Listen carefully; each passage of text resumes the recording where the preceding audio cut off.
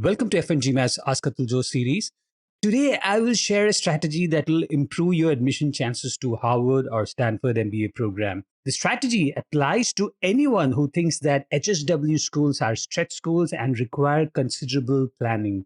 Before I go into the 2:3 or the 3:2 strategy, check out FNGMAT's Winning MBA Essay Guide at store.fngmat.com/winning-mba-essay-guide, where I have included 100 plus sample essays of the top 16 MBA programs, including Harvard and Stanford MBA. Let's go back to the 2:3 or the 3:2 strategy. Typically, applicants target 5 to 7 schools. Of the 7 schools, 5 are schools in the top 10, with 2 or 3 from Harvard, Stanford, and Wharton.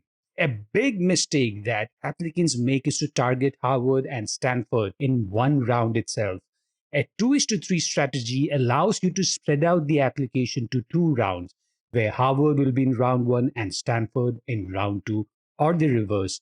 The reason is that both schools have open ended essays and they require considerable writing and rewriting.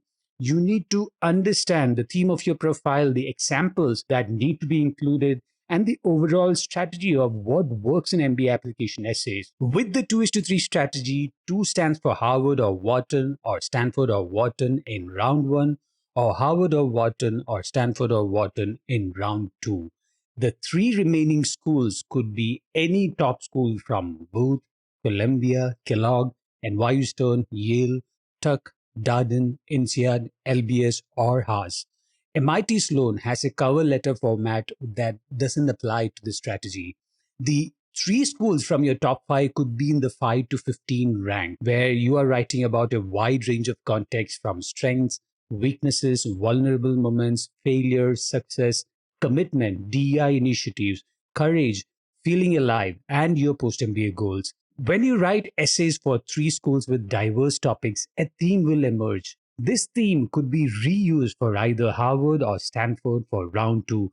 Also, the result of round 1 will give you feedback on what themes or narratives work. There's a reason certain stories work. Once you see a pattern, you can reuse the pattern with slight variations to show vulnerability if it's Stanford, or pursuit of excellence if it's Harvard. Another reason why I recommend a 2:3 strategy for MBA applications is that most of you would have 1 to 2 good recommenders who are willing to put in the time to write a persuasive recommendation letter. Like essays, you can't force your recommender to write a cookie cutter recommendation letter for all schools. Each school has a culture that should match your personality traits. We help you with that through our guideline document for supervisors. You can see the details at store.fngmat.com/recommendation-letter. But most importantly, if you're applying to 5 to 7 schools during round 1 and ask your recommenders to work on all of them in a week or 2, they will most likely burn out and find the process uninspiring. Before you request the recommender to write for school A, you must sell the story of why you find school A attractive for your future.